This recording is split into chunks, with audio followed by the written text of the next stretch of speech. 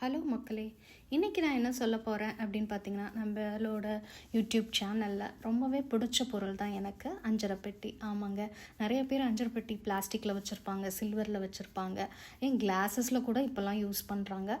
ஆனால் எனக்கு நம்ம பழைய காலத்தில் யூஸ் பண்ண பித்தளையில் தான் வாங்கணும்னு ரொம்ப ரொம்ப ஆசைங்க. அதனால் நான் ஊர்லேருந்து வரும்போது இந்த அஞ்சரை பெட்டியை தேடி தேடி எடுத்து கண்டிப்பாக இதை யூஸ் பண்ணணுங்கிறதுக்காக எடுத்துகிட்டு வந்தேன். இதோட அஞ்சரை பெட்டியோட ஒரு சின்ன கதை தான் உங்ககிட்ட ஷேர் பண்ண போகிறேன். நான் ஸ்கூல் படிக்கும் போது எப்போதுமே நான் வந்து ஸ்கூல் முடித்து வரும்போது என்னை தாத்தா வந்து வளர்த்தாங்க. ஸோ இந்த தாத்தா வந்து எப்போதுமே வந்து கூடவே இருப்பாங்க. வரும்போது பேத்திக்காக அவங்க வந்து அந்த காலத்தில் சொல்கிற அந்த தேங்காய் பர்ஃபின்னு சொல்லுவாங்க, அது கடலை மிட்டாய் அதெல்லாம் வந்து எனக்கு வாங்கி தருவாங்க. ஸோ அந்த தாத்தா பாட்டி கடை தான் வந்து அதை தாண்டி தான் எங்கள் வீடு இருந்துச்சு. ஸோ அந்த தாத்தா பாட்டி எப்பொழுதுமே அந்த சின்ன இடத்துல கடையில் குழந்தைங்களுக்கு தேவையான பொருள்கள்லாம் வச்சுருப்பாங்க. ஒரு நாள் என்ன ஆயிடுச்சு அப்படின்னா, அந்த தாத்தா இறந்துட்டாங்க. அது ஒரு சின்ன இடத்துல பாட்டி மட்டும்தான் இருப்பாங்க. அந்த பாட்டி ஒரு பித்தளை டப்பா வச்சுருந்தாங்க. அதில் தான் வந்து தினமும் அவங்க சமைச்சு தினமும் சாப்பிடுவாங்க. ஒரு தடவை நான் கடைக்கு போகும்போது அவங்களோட பாத்திரத்தை பார்க்கும்போது ஒன்றும் எடுப்பாங்க. எடுத்து இதை வந்து ஒரு சின்ன இடிக்கிறத வச்சு நம்ம இதில் வந்து மிக்ஸ்க்கெலாம் வந்து ஒரு சின்ன கிரைண்டரில் இப்போ போடலாம், மிக்சியில் போடலாம், இல்லை ஆட்டுக்கல்லில் கூட அரைப்பாங்க. ஸோ அந்த மாதிரி ஒரு சின்ன வெத்தலை இடிக்கிற மாதிரி, பாக்கு இடிக்கிற மாதிரி ஒரு எண்ணத்தில் வந்து போட்டு இதை எல்லாத்தையும் இடித்து அந்த தாத்தாவுக்கு தோசையாக ஊற்றி தருவாங்க. நான் ஒரு தடவையும் அந்த கடைக்கு போகும்போது அவங்க சாயந்தரம் அந்த கடையிலே உட்காந்து சாப்பிடுவாங்க. இப்படி ஒரு தடவையும் நான் போகும்போது அதை நோட் பண்ணிகிட்டே இருந்தேன். ஒரு நாள் என்ன ஆச்சு அப்படின்னா, அந்த தாத்தா இறந்துட்டாங்க. அடுத்த நாள்லேருந்து என்ன பண்ணுவாங்க, இந்த கடை பூட்டியிருக்கே, இனிமேல் அந்த பாட்டியை பார்க்க முடியாது, அவங்க தனியாக என்ன பண்ணுவாங்கன்னு எனக்கு தோணும். ஸோ அப்போது ஒரு வாரம் கழித்து அந்த கடையை திருப்பியும் திறந்தாங்க. அந்த பாட்டியும் அங்கேயே இருந்தாங்க. திருப்பியும் அவங்க வந்து மனதைரியத்தோட அவங்க அந்த கடையை வந்து நடத்துனாங்க.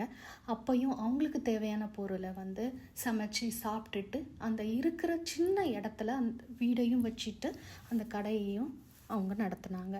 ஸோ என்கிட்ட வந்து அப்போ வந்து பெருசாக காசு எதுவும் கிடையாது. ஏன்னா நானும் குழந்தையா இருந்ததுனால எங்கள் தாத்தா கொடுக்குற காசை நான் சேர்த்து வச்சு அவங்க கடையில் வந்து நம்ம கொடுத்து அவங்களுக்கு வந்து ஹெல்ப் பண்ணணும்னு எனக்கு ரொம்ப ஆசை. அதனால் எனக்கு வந்து தாத்தா வாங்கி கொடுத்தாலும் நான் போய் அந்த கடையில் போய் வேணும்னே நான் அவங்கள பார்க்குறதுக்காகவும் அந்த அஞ்சரை பெட்டியை பார்க்குறதுக்காகவும் போயிட்டு அவங்களோட எப்படி பண்ணுறாங்க, என்ன செய்கிறாங்கங்கிறத பார்த்துட்டு அந்த கடையில் வாங்கி அங்கேயே வந்து கடல மிட்டாயை சாப்பிட்டுட்டு வீட்டுக்கு வருவேங்க. ஒரு தடவை வரும்போதும் எனக்கு அவங்கள பார்க்கும்போது இவ்வளோ வயசானவங்க தனியாக அந்த தாத்தா இல்லாமல் எப்படி வந்து அந்த வாழ்க்கையை வந்து கஷ்டப்படுற வாழ்க்கையை கூட வந்து ரொம்பவே சுவாரஸ்யமாக ஒரு நாளும் எல்லா நம்மளோட குட்டி குட்டி குழந்தை வரவங்களுக்கும் காசு இல்லைனாலும் அவங்க சாக்லேட்ஸ்லாம் கொடுப்பாங்க. ஸோ இந்த மாதிரி ஒரு நாள் வாங்கும்போது குழந்தைகள் தினம் வந்துச்சு. அப்போது ஒரு நாள் நானும் தாத்தாவும் வந்துட்டு இருந்தோம்.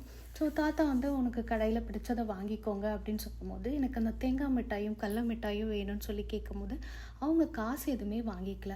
வர எல்லா குழந்தைக்கும் அந்த பாட்டில்லேருந்து எடுத்து கொடுத்துட்டு இருந்தாங்கங்க.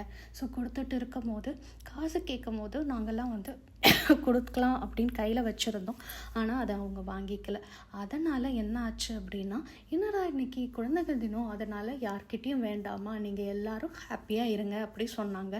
சரின்னு நானும் வந்து அந்த காசை நான் வச்சுக்கலாம், நாளைக்கு போய் திருப்பியும் இந்த காசை அந்த ₹1 காசை திருப்பியும் அவங்க கடையிலே கொடுத்து அவங்க வந்து கஷ்டப்படுவாங்க. ஸோ நம்மளால் முடிஞ்சது எதாவது பண்ணலாம் அப்படின்னு சொல்லி அந்த காசை நான் சேர்த்து வச்சுருந்தேன். அதுக்கு அடுத்த நாள் என்ன ஆயிடுச்சு பார்த்தீங்க அப்படின்னா, அந்த பாட்டி இறந்துட்டாங்க.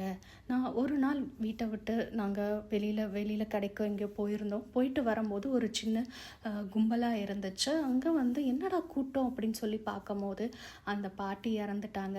அந்த பாட்டி சம்பாரித்து வச்சுருந்த காசை வந்து அதை அவங்க துணியில் சுருக்கு பையில் சுற்றி வச்சுருந்தாங்க.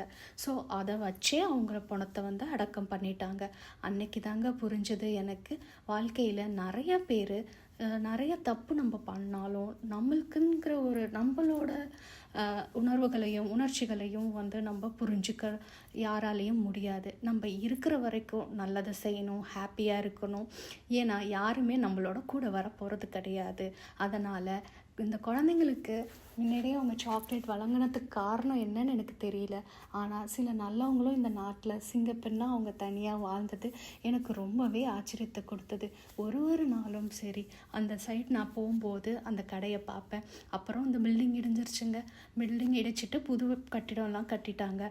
ஸோ ஒரு தடவை நான் ஊருக்கு போகும்போது அந்த ருக்கு பாட்டியை வந்து நான் மனசில் நினச்சிப்பேன்.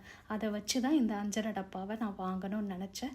அதே மாதிரி அவங்க வச்சுருந்த மாதிரியே வந்து அந்த பழங்காலத்து ட்ரெடிஷன் வந்து எனக்கு வேணும்னு ஆசைப்பட்டு எங்கள் அம்மா கிட்ட சொல்லி வாங்கினேன். ஸோ இது உங்களுக்கு பிடிச்சிருக்கு அப்படின்னா நீங்களும் ட்ரை பண்ணுங்கள். ஸோ அஞ்சரை பெட்டியில் வைக்கும் போது மேலே கொஞ்சோண்டு கிராம்பு அந்த இலைகள் வச்சிங்கன்னா ஸ்மெல் அதிகமாக இருக்கும்.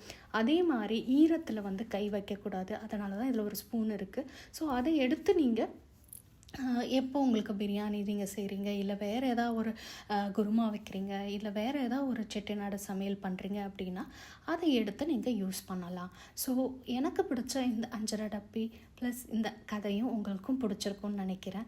ஸோ பிடிச்சிருந்துச்சுன்னா லைக் பண்ணுங்கள், ஷேர் பண்ணுங்கள். அண்ட் வாழ்க்கையில் இருக்கும் போதே எல்லாத்தையுமே எல்லாருக்கும் நல்லதை செய்யுங்க.